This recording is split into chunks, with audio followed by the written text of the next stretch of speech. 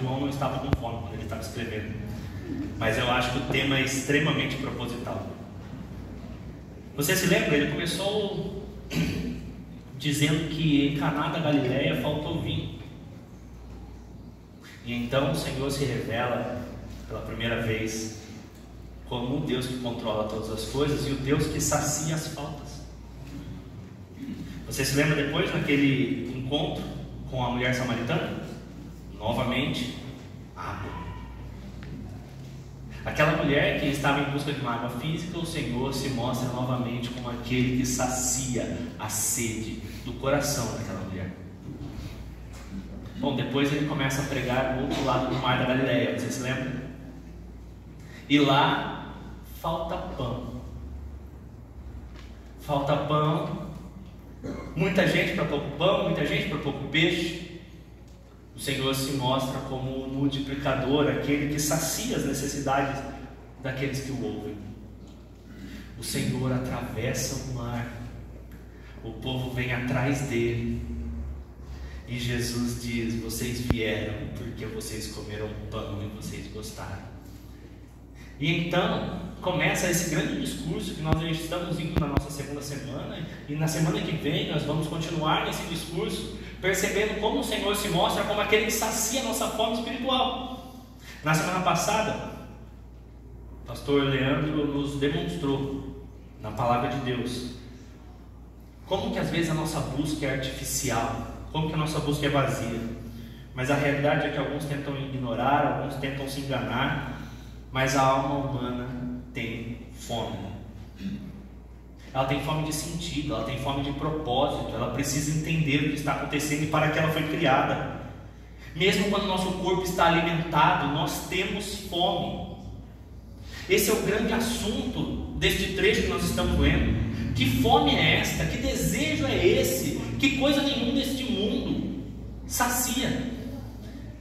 Esse é um assunto bastante discutido, bastante pensado na história do pensamento cristão.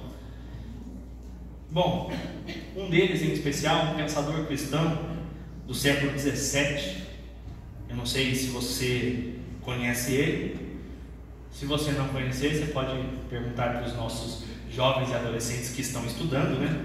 Quando nós falamos de fome da alma, nós temos este jovem chamado Blaise Pascal.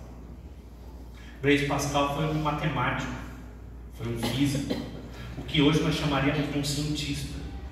Mas ele escreveu um livro em determinado momento chamado Pensamentos. E nesses pensamentos ele fala sobre essa fome, esse desejo, essa falta que o ser humano tem. E veja o que ele diz: o que proclama este desejo e esta impotência? Senão que houve no homem uma verdadeira felicidade, da qual restam apenas a marca e vestígio vazios? Ele tenta em vão preencher com tudo ao seu redor, procurando nas coisas ausentes a ajuda que não encontra nas presentes, embora nenhuma possa ajudar. Veja o que ele diz. Ele diz: olha, talvez a maior prova de que nós fomos criados para algo para além de nós mesmos é essa falta que nós temos de algo para além de nós mesmos. É difícil nós sentirmos falta do que nunca provamos. Você pode sentir de fato saudade de comer uma bela lasanha. Eu sinto frequentemente.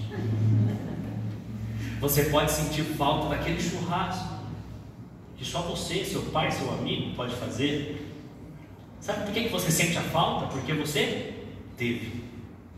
A ideia da saudade do que a gente não viveu fica apenas na internet.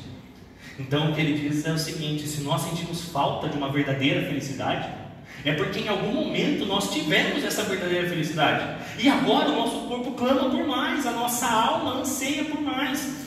Isso é o que a Bíblia chama de anseio pela eternidade. Anseio pela eternidade, diz o escritor dos Eclesiastes. A questão é que nós fomos criados para a comunhão com Deus. Nós fomos criados para a sua presença. Nós fomos criados para viver em comunhão com Ele, se alimentando da sua graça, se alimentando da sua glória, se alimentando do seu amor. Como caímos, agora sentimos falta. como uma peça de um quebra-cabeça que agora falta e todo o desenho fica prejudicado pela falta daquela peça. Pois é, o problema principal é que nós acabamos tentando preencher, como diz Pascal, nós tentamos preencher este desejo com as coisas que estão ao nosso redor. E então vem o desespero, porque você tenta preencher com o que está à sua volta e nada, absolutamente nada consegue preencher. A cada nova tentativa, uma frustração. A cada nova frustração, um desespero. Porque você tem 10 possibilidades, ok, uma delas pode dar certo. A primeira não dá certo, ok, ainda me restam 9 chances, 8, 7, 6, e de repente o desespero começa a bater. Já tenho só metade das possibilidades de preencher esse vazio. 5, 4, 3, não, ficou para o final, o melhor sempre fica para o final. 3, 2, e o desespero, quando a última coisa que você tem e a última coisa que você não tentou, você fala, todas as minhas fichas estão nisso. Esse é o desespero da humanidade. É exatamente isso que nós estamos vendo e nós vamos acompanhar nesse texto. Quando as opções começam a acabar, nós começamos a murmurar, nós começamos a reclamar. Nós murmuramos e reclamamos porque estamos com fome. Eu passo por isso em casa pelo menos 3 vezes ao dia. Criança me olhou torto, meu primeiro palpite, eu olho para a mãe e falo, é fome. Acabou de comer, fala, joga mais uma comida aí, vamos ver, quem sabe. Então não briga aí dentro. É sempre o meu primeiro palpite. Ela não está aqui, né? Mal sabe ela que é o meu palpite para ela também. Às vezes quando eu vejo que o assunto não é para tanto, eu falo, gente, é fome. E às vezes eu acerto mesmo. A fome nos deixa mal-humorados, a fome nos deixa reclamões, a fome nos faz murmurar. É isso que nós estamos vendo aqui. O cenário vai mudar. Eu quero adiantar para vocês que as pessoas que estão ouvindo o discurso vai mudar. Mas essas pessoas estão reclamando porque elas estão com fome. Elas acham que elas estão cheias, elas acham que elas estão satisfeitas, mas a reclamação delas é a prova de que elas estão com fome. Abram comigo então, em João capítulo 6, nós leremos a partir do versículo 41 até o versículo 59. João 6, 41 a 59. Está projetado aqui na NAA. Acompanhe na versão que tiver à mão. Mas principalmente, leia com fé. Abra seu coração para a palavra do Senhor, diz assim. Então os judeus começaram a murmurar contra ele, porque tinha dito, eu sou o pão da vida, que desceu do céu. E diziam, este não é Jesus, o filho de José? Por acaso não conhecemos o pai e a mãe dele? Como é que ele agora diz, desci do céu? Jesus respondeu, não fiquem murmurando entre vocês, ninguém pode vir a mim se o Pai que me enviou não o trouxer, e eu o ressuscitarei no último dia. Está escrito nos profetas, e todos serão ensinados por Deus. Portanto, todo aquele que ouviu e aprendeu do Pai, esse vem a mim. Não que alguém tenha visto o Pai, a não ser aquele que vem de Deus, este já viu o Pai. Lembrem-se, em verdade lhes digo, quem crê em mim tem a vida eterna. Eu sou o pão da vida. Os pais de vocês comeram maná no deserto e morreram. Este é o pão que desce do céu, para que todo aquele que dele comer não pereça. Eu sou o pão vivo que desceu do céu. Se alguém comer deste pão, viverá eternamente. O pão que eu darei pela vida do mundo é a minha carne. Então os judeus começaram a discutir entre si, dizendo, como é que este pode nos dar a própria carne para comer? Jesus lhes respondeu, em verdade lhes digo, que se vocês não comerem a carne do Filho do Homem e não beberem o seu sangue, não terão vida em vocês mesmos.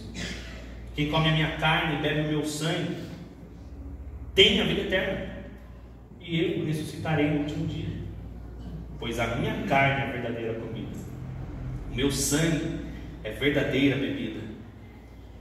Quem come a minha carne e bebe o meu sangue permanece em mim e eu nele. Assim como o Pai que vive me enviou, e igualmente eu vivo por causa do Pai, também quem de mim se alimenta viverá por mim. Este é o pão que desceu do céu. Em nada semelhante àqueles que os pais de vocês comeram e mesmo assim morreram. Quem comer este pão viverá eternamente. Jesus disse essas coisas quando ensinava na sinagoga de Cafarnaum. Quero convidar vocês a orar mais uma vez. Espírito Santo de Deus, abra o nosso entendimento nesta manhã. A mim, que estou encarregado de apresentar, explicar e aplicar a Tua Palavra. A mim e aos meus irmãos que estamos encarregados de receber esta Palavra, acolhê-la em nosso coração e vivê-la em nossa vida. Para todos nós, precisamos da Tua boa mão. Para todos nós, precisamos da Tua graça. É isso que pedimos. Não porque merecemos, mas porque precisamos. Não em nosso nome, mas no nome de Jesus Cristo, nosso Senhor. Amém. Amém.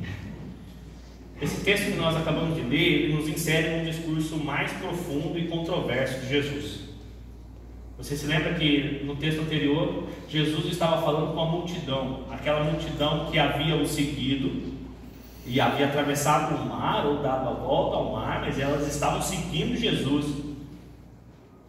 Elas vieram e falaram: Jesus, como você chegou? Jesus começa uma discussão com eles sobre qual é a vontade do Pai e como crer nele. Mas agora o cenário muda. Você percebeu? Jesus está na sinagoga. A multidão se cala. E quem começa a falar agora? Os judeus. É óbvio que nessa multidão também haviam judeus. Então, quando João traz à tona esse grupo, muito provavelmente ele está nos falando que quem estava argumentando agora eram os líderes do povo, os judeus, os escolhidos, os religiosos que não conseguiram entender o que foi afirmado, os religiosos que acreditavam estar satisfeitos, os religiosos que acreditavam ter uma profusão de pão na sua vida, mas estavam famintos. Por que estavam famintos? Porque murmuravam, porque reclamavam. A nossa intenção nessa manhã é, ao caminhar com essas palavras, percebermos que talvez sejamos nós os que murmuramos, talvez sejamos nós os que estamos com fome, achando que estamos satisfeitos. E se isso for verdade, a verdade de Cristo para o coração daqueles homens também será a verdade para o nosso. A questão principal então é que nós vemos aqui, logo no começo do texto, uma primeira grande verdade. A verdade de que Jesus sai do monte e agora vai para a sinagoga. Isso tem um peso importante, porque o monte é o lugar do ensino, mas parece que a sinagoga é o lugar do confronto. Dificilmente você vai ver Jesus entrando numa sinagoga e saindo aplaudindo. Dificilmente você vai ver Jesus entrando numa sinagoga e o discurso dele sendo bem aceito. O contrário dos montes, onde acontece o sermão do monte, onde acontecem os outros grandes encontros e os outros grandes milagres de Jesus. Se o cenário muda, isso nos chama atenção. Jesus para de falar com a multidão e agora Jesus está falando com os religiosos. Agora Jesus está falando com aqueles que julgam deter a palavra de Deus, aqueles que julgam ser os verdadeiros padeiros do reino dos céus, porque eles comeram pão através de seus antepassados. Mas vejam, a murmuração aqui, meus queridos, é a fome da alma. Vejam o que fala o versículo 41. Então os judeus começaram a murmurar. Esse versículo 41 nos mostra que essa não é uma realidade nova. Eu preciso que você preste atenção nisso. Essa palavra murmurar, este verbo, que aqui tem a sensação literal de sussurrar, de falar baixo, mas o sentido mais amplo dele é de que esse cochicho todo era uma reclamação velada ao discurso. Isso não é novo. Na verdade, essa história nos remete lá para trás, para os pais desses homens aqui no deserto. Você se lembra? Você se lembra no texto do Êxodo? No texto do Êxodo nós temos um povo que saiu do Egito, viu os milagres de Jesus, viu a destruição dos egípcios diante dos seus olhos. Eles viram o mar se abrir, eles puderam passar a pé enxuto. Eles olharam para trás e viram que enquanto os egípcios estavam passando pelo mar, o mar se fecha. Eles estavam sendo protegidos por uma nuvem durante o dia, para que o sol não lhes castigasse no deserto. Imagina uma nuvem te acompanhando, gente. Durante a noite no deserto é muito frio. Eles estavam sendo acompanhados por uma coluna de fogo, que não somente iluminava o seu caminho e mostrava por onde eles tinham que ir, mas os aquecia e os protegia do frio do deserto. Eles passavam por tudo isso, e ainda assim existia uma dúvida no coração deles. Eles chegam em uma cidade onde não há água, e eles falam o seguinte: será que Deus está conosco? Vamos ver se Deus está conosco mesmo. Ora, que tipo de pergunta é essa? Será que é possível que um povo que viveu tudo isso ainda tem dúvidas? Você não está vendo a coluna? Você não está vendo a nuvem? Para um coração faminto, sim. Para um coração faminto ainda existem muitas dúvidas sobre isso. O que Deus faz? Pão do céu. O maná supre a necessidade daquele povo. Água sai da rocha para matar a sede. E eles continuam murmurando. A história é essa o tempo inteiro. Eles comiam o pão todo dia de manhã. Tinha delivery de churrasco para eles todo dia. E eles reclamavam.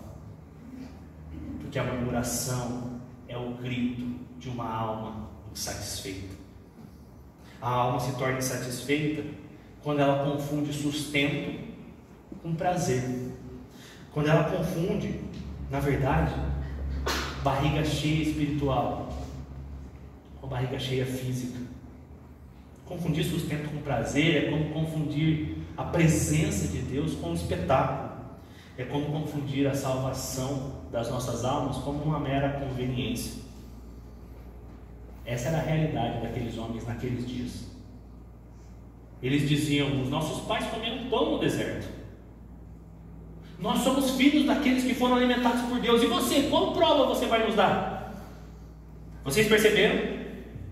Esse povo aqui é o povo que está insatisfeito. Esse povo aqui é o povo que a barriga está cheia, a alma está vazia. Os religiosos estavam diante do pão da vida e eles não viram. Veja como eles confundem completamente. Pois é, meus queridos, deixa eu apresentar para vocês uma realidade. É possível você ver milagres na sua vida. É possível você participar da igreja. É possível você estar todos os domingos aqui, talvez de manhã e de noite. É possível às quintas você estar aqui também aprendendo. É possível você participar de 10, 12 ministérios. É possível você vir aqui cantar louvores, seja aqui na frente ou aí no auditório. É possível você fazer tudo isso. É possível você se encontrar com Cristo toda semana. É possível estar diante do pão da vida e sentir fome e murmurar. Porque a alma insatisfeita é a alma que não se entregou. A alma insatisfeita é a alma que ainda não conseguiu suprir aquele vazio. A alma insatisfeita é aquela que consegue estar com fome mesmo diante do banquete como esse que nós temos hoje. Essa fome, quando ela não é compreendida, quando você não sabe a origem, essa fome vira queixa, vira murmuração, fica reclamação, vira amargor de vida. Essa fome arranca o sorriso dos nossos lábios. Essa fome nos arranca as piores respostas quando as pessoas nos dizem: está tudo bem? Essa fome é ingrata. Mas sabe uma coisa? Sabe qual é a bênção desse texto? Jesus não se afasta dos murmuradores. Eu vou repetir para você: Jesus não se afasta dos murmuradores. Ele não vira as costas. Ele continua falando. Ele já tinha falado para a multidão: vocês estão me seguindo porque vocês comeram pão e vocês gostaram. No outro dia ele estava na sinagoga falando com quem? Com os judeus. Muito provavelmente muitos da multidão estavam ali na plateia da sinagoga. Jesus não se afasta, ele se apresenta novamente, ele repete as coisas que ele já tinha falado antes. Prestem atenção, eu sou o pão da vida. Isso é graça. Você quer uma definição de graça? Definição de graça é um pão que se apresenta àquele que o despreza. A verdadeira comida se oferecendo para quem tem fome. Jesus é o pão do céu. É Ele que alimenta a alma faminta. É Ele que vem, é Ele que fala, é Ele que faz, é Ele que toca, é Ele que nos faz ouvir. O nosso problema é que muitas vezes nós não estamos vazios. Você se lembra do sermão passado? No sermão passado, o pastor Leandro falou sobre como nós estávamos vazios. Mas esse vazio é um vazio de Deus. Agora preste atenção na complementação da mensagem da semana passada. Estar vazio de Deus não significa que você está vazio de tudo. O grande problema é que nós não estamos vazios de tudo. Nós estamos cheios. Nós estamos absolutamente cheios. Cheios de distração, cheios de orgulho, cheios de expectativa das nossas conquistas, cheios de sonhos mirabolantes. Nós estamos cheios de planos, cheios de vontades, cheios de desejos, cheios de opiniões. Nós estamos completamente cheios. Lembra do que eu falei para vocês? Nós ficamos tentando nos alimentar e nos encher com as coisas, e a cada nova tentativa nós estamos com novas coisas dentro de nós. Nós não estamos completamente vazios, nós só estamos vazios de Deus. E como que eu sei que nós estamos vazios de Deus? Porque a murmuração nos denuncia. Porque se estivéssemos cheios de Deus, não teríamos espaço para a reclamação. A murmuração denuncia que ainda falta uma coisa. Ela revela que nós não entendemos o pão verdadeiro ainda. Talvez hoje você perceba isso com muita clareza. Talvez o seu coração não esteja vazio. Talvez você tenha se alimentado constantemente dos banquetes que o mundo te dá. E talvez você esteja com fome. Talvez você perceba que essa murmuração, essa falta de paz, essa ausência de alegria, que talvez a melhor caracterização que eu consigo pensar é aquela soneca após o almoço de domingo, sabe? Aquela soneca é típica da barriga cheia. Às vezes eu olho para minha filha mais nova, Ana, está chorando. Ela enche a barriga de mamar, meu amigo. Ela dorme. Ela não dorme, ela desmaia. Igual o pai no sofá depois de comer.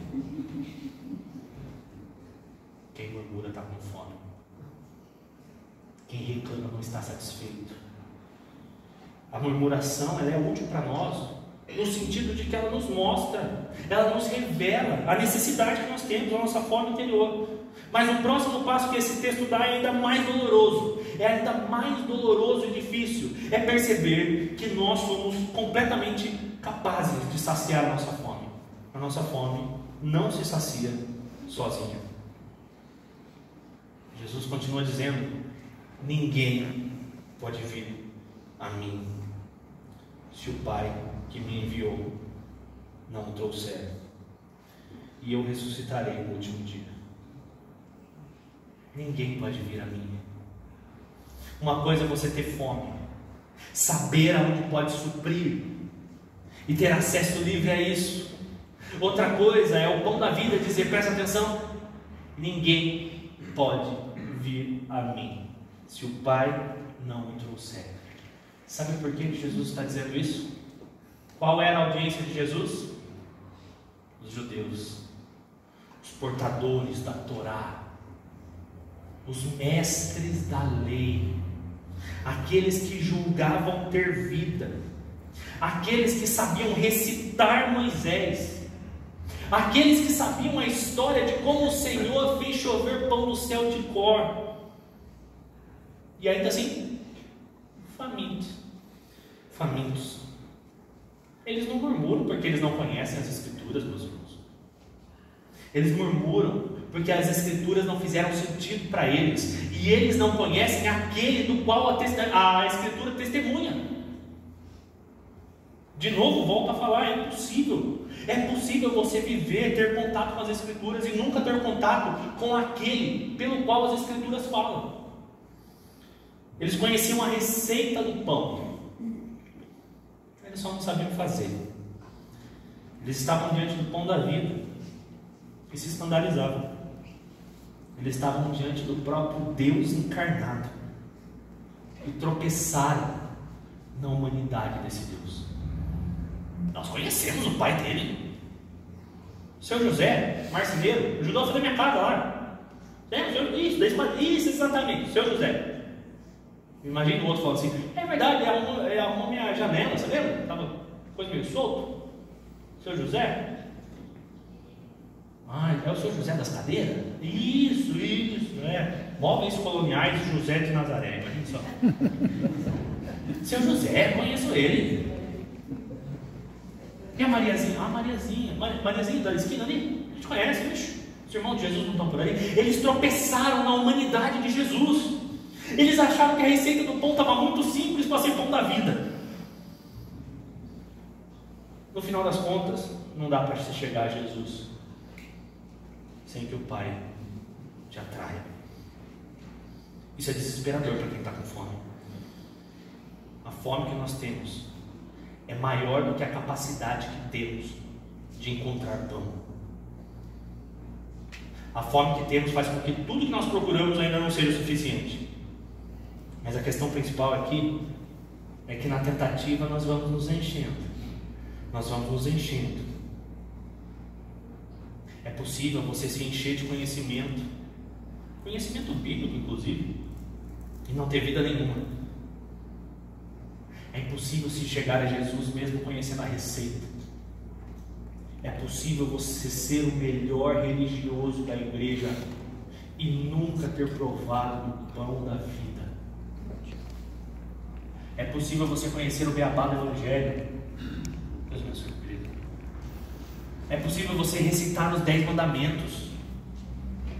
É possível você saber o nome daqueles 4 rapazes que foram jogados na fornalha ardente. É possível você saber quem foi aquele homem que construiu a arca. É possível você saber o nome do filho de Abraão, depois do filho de Isaac, depois do filho de Jacó. É possível você falar dos 12 tribos de Israel. É possível você se encher de tudo isso e ainda estar com fome.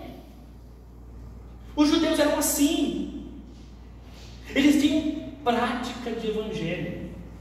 E às vezes nós temos aquela sensação, e mais do que sensação, aquela tendência de olhar para o Antigo Testamento e falar: essas coisas não funcionavam. Mas era o que eles tinham, e era o que Deus tinha ordenado.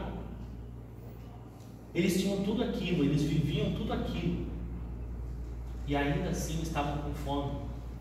Porque ninguém pode vir ao Pai, ninguém pode vir se o Pai não der. É por isso que Jesus diz: olha, ninguém pode vir, nenhum religioso, nenhum curioso, nenhum necessitado pode vir por si mesmo, ninguém tem direito. A iniciativa da fé é do próprio Deus. A iniciativa da saciedade é do próprio pão. Não começa no homem, meus queridos. Não começa em você. Começa em Deus. E a fala de Jesus nos aponta isso. A sua saciedade, ela só serve para te mostrar o seu problema. Se você segui-la, você vai tentar encher de todas as coisas que não são capazes. A fome do coração só encontra o caminho verdadeiro quando encontra o pão verdadeiro. É por isso que a nossa vida cristã, ela não começa com o nosso esforço, ela não começa com a nossa obediência à lei, ela começa com quebrantamento. É por isso que nós vemos que é Deus que nos encontra. O pão é para o fraco, o pão é para o necessitado. A nossa vida cristã não são uma série de regras que nós devemos cumprir para saciar a nossa fome, como se nós tivéssemos uma espécie de pagamento desse restaurante celestial. Não, o Senhor se oferece àqueles que não têm nada para pagar. O Senhor se oferece justamente para aquelas pessoas famintas. E essas pessoas famintas são conduzidas a Cristo pelo Pai. É o fraco e o faminto que é atraído por Ele. O que eu faço então, pastor, com essa saciedade? Reconheça. Reconheça que você não é capaz de saciar o teu próprio coração. Pare urgentemente de acreditar em outros caminhos, outras receitas. Não existe outra receita. Pare e reconheça: eu não sou capaz de matar a minha fome. Jesus precisa se tornar real. Jesus precisa saltar das histórias da Bíblia e se tornar real para nós, tangível, palpável, palatável. Jesus não pode ser uma ideia. Justamente porque Jesus só faz isso quando nós percebemos que temos fome e nós assumimos, não conseguimos saciá-la. O Senhor não é entregue àquele que acha que pode saciar-se por si mesmo. Jesus não é a entrada da sua vida, o aperitivo. Sabe aqueles amendoinzinhos que vem antes da gente comer? Em casa de rico, né? Na minha casa, amendoim, eu tenho que sair brigando com meus filhos para comer. Ou sair brigando em casa para amendoim, gente. Jesus não é um amendoinzinho, não. Sabe aquela saladinha que você come para abrir o apetite? Jesus não é isso. Jesus não é uma parte da sua vida que sacia o seu desejo espiritual. Esse não é o pão da vida. O pão da vida é aquele que sacia todas as áreas da sua vida. Ele é o prato principal, ele é o único prato, ele é o único pão. Aceite isso. E Jesus diz: todo aquele que ouve essa mensagem, ele aprende e vem a mim. Sabe qual é o nome disso? Graça. Sabe qual é o nome disso? Milagre. Sabe qual é o nome disso? Conversão. Quando a alma cansada de buscar se rende àquele que está aparecendo para oferecer. Quando a alma cansada e orgulhosa deixa o orgulho de lado e ela fala: eu preciso de ajuda, eu não posso me sustentar por mim mesmo, eu tenho que assumir que eu sou um necessitado. Talvez essa seja a sua história. Anos e anos tentando satisfazer a sua necessidade. Anos e anos tentando vir a Cristo. Talvez essa não seja nem a primeira nem a segunda igreja que você tenta frequentar.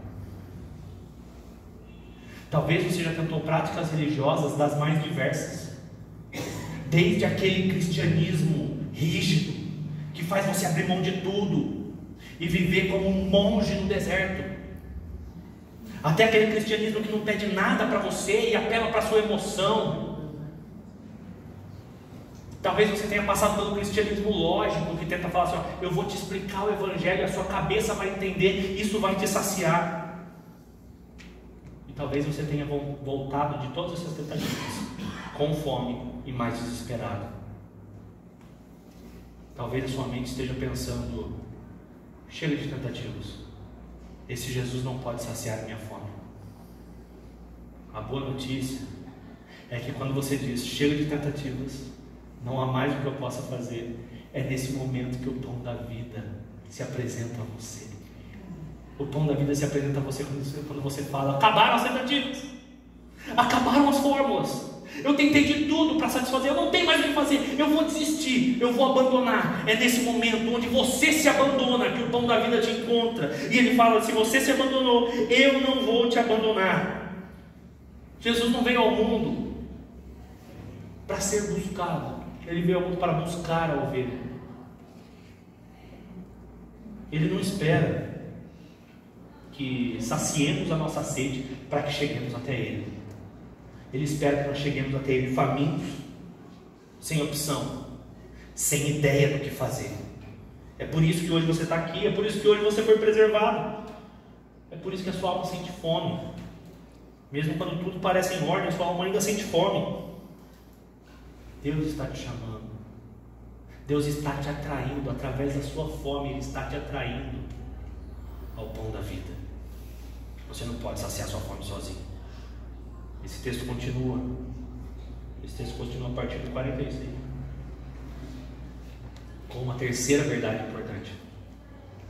Se essa fome não pode ser saciada sozinha, nós vemos que só a cruz alimenta de verdade. O que Jesus disse? Em verdade lhes digo. Grave, apareceu, em verdade lhes digo. Informação importante. Eu lhes digo que se vocês não comerem a carne do Filho do Homem e não beberem o seu sangue, vocês não terão vida em si mesmo. A fala de Jesus aqui é desconcertante. Ele afirma que ele é o verdadeiro pão, e ele afirma que o verdadeiro pão é a sua carne.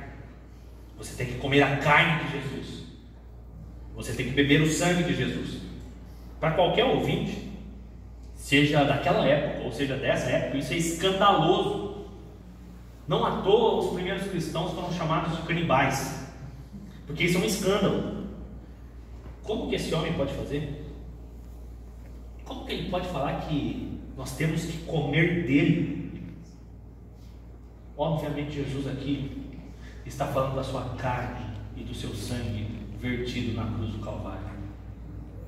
Qual a lição aqui? A cruz não é um detalhe da vida cristã, ela é o centro da vida cristã. Jesus não veio para ensinar boas verdades, gente. Jesus não veio para ser um mestre de vida. Jesus não veio para ser o exemplo de fazer o bem. Jesus veio para se entregar como pão amassado e sovado por nós. Jesus veio para verter o seu sangue para que nós pudéssemos beber dele. Jesus veio para ser partido. O propósito de Jesus é um só. Ele veio e ele caminhava resolutamente para Jerusalém, para ser partido, para ser abandonado, para ser esquecido, para ser moído como oferta. Por isso que ele fala: o pão que eu dou é a minha carne. É isso que eu dou para a vida do mundo. Você percebe a diferença do pão que o mundo oferece para o pão que Jesus oferece? O pão do mundo é rápido, é superficial. O pão do mundo sacia sim, alguns minutos. Depois a fome vem ainda mais avassaladora. O pão industrializado que o mundo nos dá, cheio de conservantes espirituais, pouquíssimo saudável, ele engana a nossa fome. Ele finge que nos alimenta, enquanto aumenta o vazio que tem dentro de nós. Mas o pão de Cristo foi preparado no forno da cruz. Ele foi partido em nosso lugar. O pão de Cristo foi assado no forno da ira de Deus, para ser entregue por nós. Ele foi partido para ser alimento para todos. Essa é a grande questão do Evangelho. É por isso que o Evangelho não dá para ser uma doutrina. É por isso que o Evangelho não é uma coisa que se aprende apenas. É por isso que o Evangelho não é um modo de aprendizado de vida ou um conhecimento vazio. O Evangelho é um pão a ser comido. O Evangelho é uma vida a ser compartilhada. O Evangelho é uma mesa a ser desfrutada. O Evangelho é uma cruz a ser recebida como salvação. A cruz de Cristo e a nossa. Aqui está o grande mistério. Ninguém se alimenta dele por acaso. Esse pão não seduz a carne. Lembra? Não é atraído por boas palavras. As pessoas não são atraídas por bons exemplos apenas. As pessoas são atraídas pelo Pai. Esse pão não agrada ao paladar natural.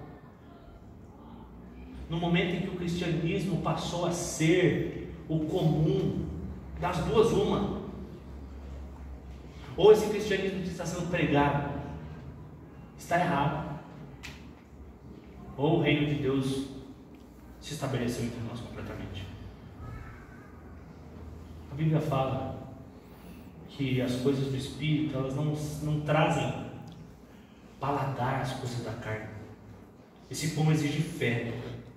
Esse pão exige que você olhe para um homem pendurado na cruz do Calvário, prestes a morrer, naturalmente, sem nada para entregar. Esse pão exige que você olhe para esta cena e veja a salvação da sua alma. Creia que é aquilo que basta. Aquele homem pendurado no madeiro é a salvação da tua alma. Você precisa ver aquele sangue que para muitos representa a morte, e para você tem que representar a vida. Você tem que olhar para essa morte e ver um alimento real. Você pode conhecer Jesus, meu querido. Você pode frequentar a igreja. Você pode admirar Cristo por ser um ótimo ensinador. Mas se você ainda não se alimentou da cruz de Cristo, você ainda está com fome. Você precisa de muito mais do que um bom argumento. Você precisa de muito mais do que uma boa igreja, como um clube. Uma igreja onde a liturgia funciona como você gosta, onde o ar está na temperatura correta, onde o melhor banco está preparado para você. Nada disso satisfaz a sua fome. Você precisa se alimentar de Cristo. É esse alimento que sacia a sua fome. Nós só podemos encontrar isso em Jesus. E como se alimentar desse pão? Como se alimentar dessa cruz? O que acontece quando a cruz deixa de ser uma ideia e passa a ser o nosso sustento diário? Jesus responde para nós no último ponto. Quando a cruz passa a ser o nosso alimento diário, nós temos a vida eterna. A vida eterna para Jesus é se alimentar dele. Por isso que o versículo 57 diz: assim como o Pai que vive me enviou, e igualmente eu vivo por causa do Pai, também quem de mim se alimenta viverá por mim. Bom, se até aqui ele já tinha chocado todo mundo ao falar que é o pão do céu, agora ele ultrapassa todos os limites do óbvio, ele ultrapassa todos os limites do religioso comum. Ele diz que as pessoas que se alimentam dele, que vivem por ele, essas pessoas vivem para sempre. Se os judeus não estavam escandalizados com o discurso, agora talvez a sinagoga estivesse alvoroçada nessas palavras de Jesus. Os judeus, eles não eram tão ignorantes quanto a gente pensa. Eles estavam sendo confrontados e eles sabiam disso. O problema não era a metáfora que Jesus estava usando. A metáfora de se alimentar de mim é viver em comunhão comigo. O problema não era a metáfora, o problema era o coração deles. O problema é que as palavras de Jesus significavam que a única maneira de ter vida eterna não era pela religião. O problema para os judeus é que a vida eterna não era nascer judeu, não era ser circuncidado, não era passar por todos os ritos, não era comemorar todas as festas, não era viver uma vida de santidade. A vida eterna não era nada disso. A vida eterna vinha de um profundo relacionamento com o pão da vida. É isso que é escandaloso, e isso continua sendo escandaloso para os dias de hoje. Quando nós dizemos aqui que não tem nada que você possa fazer para merecer a sua salvação, não tem nada que você possa fazer para furar a fila do pão. O pão está servido, Jesus está entregue, a vida de Jesus está pronta. E você precisa viver a vida de Jesus. Você precisa viver uma vida de comunhão com Jesus. Jesus precisa entrar na tua carne. Jesus precisa entrar no teu espírito. Jesus precisa entrar na tua vida. Jesus precisa vasculhar aqueles cantinhos escuros do nosso coração. Jesus precisa frequentar aqueles cômodos que a gente não deixa ninguém entrar na nossa alma. É isso que é um relacionamento profundo com Jesus. Jesus precisa ser o líder, o cuidador e o determinador da nossa agenda. Jesus é quem determina o que devemos fazer e não devemos fazer. Jesus que determina quando devemos fazer e quando não devemos fazer. Isso é a vida eterna. Isso é escandaloso. Abrir mão do controle da sua vida para se entregar a este Jesus crucificado, ressurreto diante de você. Isso é escandaloso, mas isso é a vida eterna. Essa é uma das maiores belezas do Evangelho que a gente perde. Vida eterna não tem nada a ver só com o futuro. Preste atenção aqui, meu querido. Vida eterna não é um lugar para onde você vai depois que você morre. O Evangelho não fala disso. Senão Jesus falaria o seguinte: aquele que comer de mim, aquele que comer de mim, ele vai viver no céu. Jesus está falando que tem a vida eterna hoje. Jesus está falando que aquele que comer dele hoje, a vida eterna começa agora. A vida eterna que dura para sempre não é um prêmio futuro de uma vida boa aqui na terra. A vida eterna não é um troféu. A vida eterna é uma pessoa. A vida eterna é uma pessoa. Se relacionar com Jesus, ter Jesus dentro de si, não apenas corporalmente, mas espiritualmente, ter o Espírito Santo dentro de você, sendo o mediador entre você e o Pai. Isso é ter a vida eterna hoje. A vida eterna começa agora. Sim, ela tem a ver com uma vida futura, mas uma vida futura que começa agora. O cristão não é aquele que vive olhando para frente apenas e achando que aqui não tem nada a ver. A vida eterna começa agora. A fome nossa não vai ser saciada. A nossa fome é saciada hoje em Cristo Jesus. A fome mais profunda que nós temos, meus queridos, prestem atenção, é uma fome de uma pessoa. E por mais que nós venhamos a ter futuramente um relacionamento ainda mais estreito com a pessoa de Jesus Cristo, nós podemos provar disso espiritualmente hoje. A tua fome pode ser saciada hoje, num relacionamento real e sincero com esse Cristo, com esse pão. Você percebe o que isso significa? Isso significa que a nossa esperança não está em fazer mais, em conseguir mais. A nossa esperança não está em ser melhor. A nossa esperança não está em ter uma vida que alcance a vida eterna.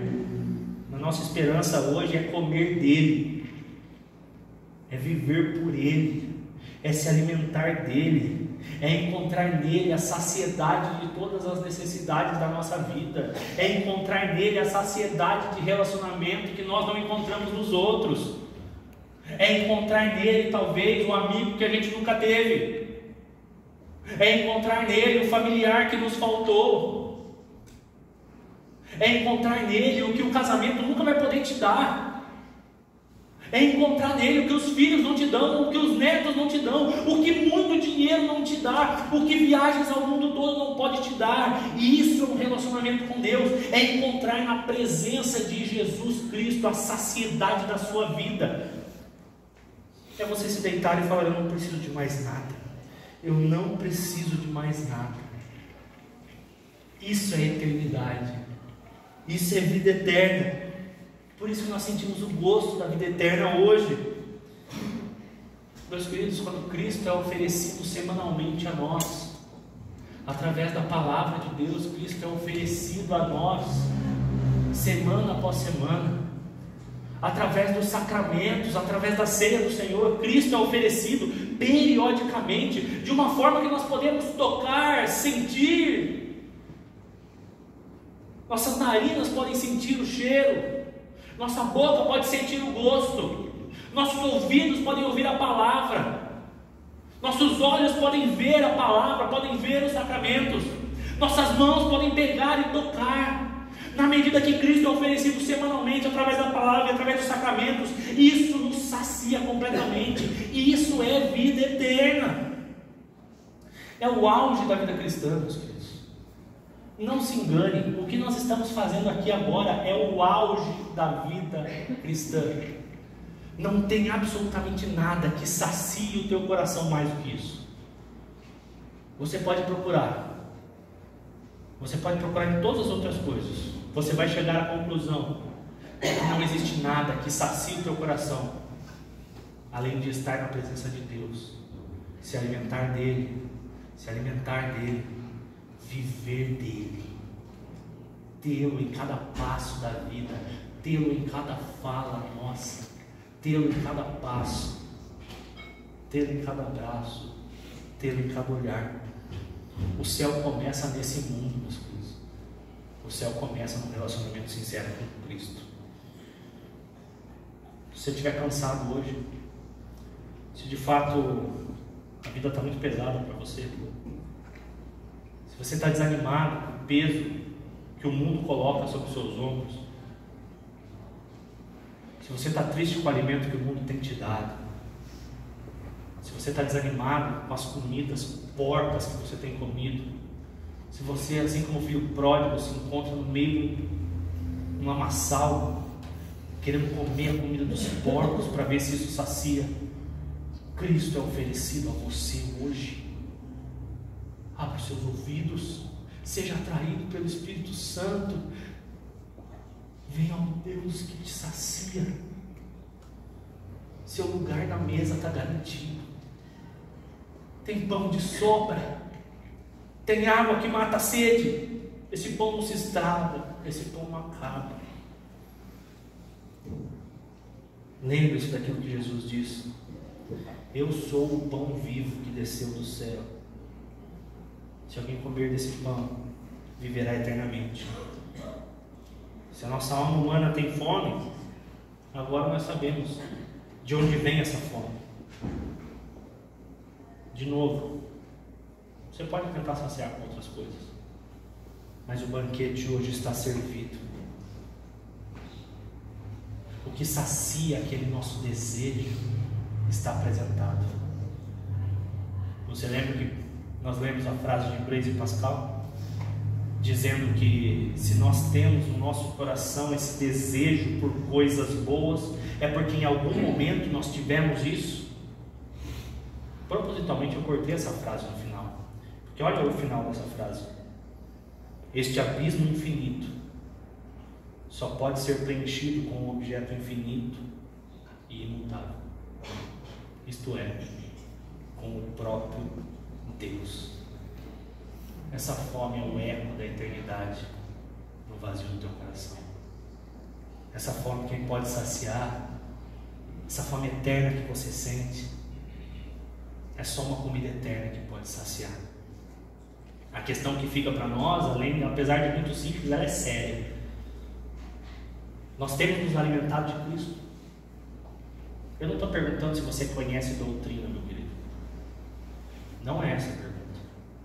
Eu não estou perguntando se você frequenta uma igreja, seja a presbiteriana, meditativa ou qualquer outra. Eu não estou perguntando se você tem religiosidade. Eu não estou perguntando se você gosta da história de Jesus, se você acha Jesus um grande homem. Eu estou perguntando se hoje Ele é o seu pão. Eu estou perguntando se hoje você encontra nele a saciedade da sua vida. Essa é a grande pergunta. Se hoje Ele sustenta a sua alma. Cristianismo não é sobre saber aonde tem pão. Cristianismo é sobre comer esse pão. Você tem se alimentado de Cristo através da palavra, através dos sacramentos, através da vida em comunidade. Você tem se alimentado de Cristo. Cristianismo é sobre se render a esse Cristo todos os dias. Quando isso acontece, alguma coisa muda. Nós não ficamos correndo mais atrás das migalhas que o mundo nos dá. A gente não fica mendigando o pão que na casa do nosso Pai tem de sobra. A gente não procura aplausos do mundo. A gente não procura a aprovação das pessoas. A mesa de Cristo, que é a igreja do Senhor, é onde o pão nunca falta. A mesa onde a morte não entra. A mesa onde Cristo é tudo para todos. Venha, coma, Ele é o pão.